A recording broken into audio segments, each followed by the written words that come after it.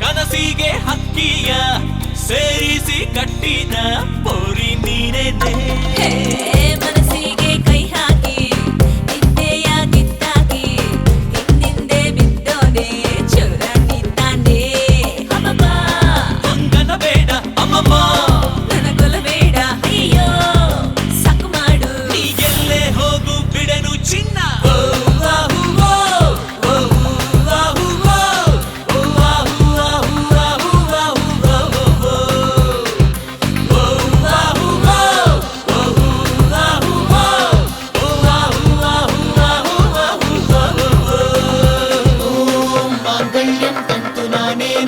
मम जीवन हेतुना कंठे बध्नामि शुभके त्वं जीव शरदं शतम्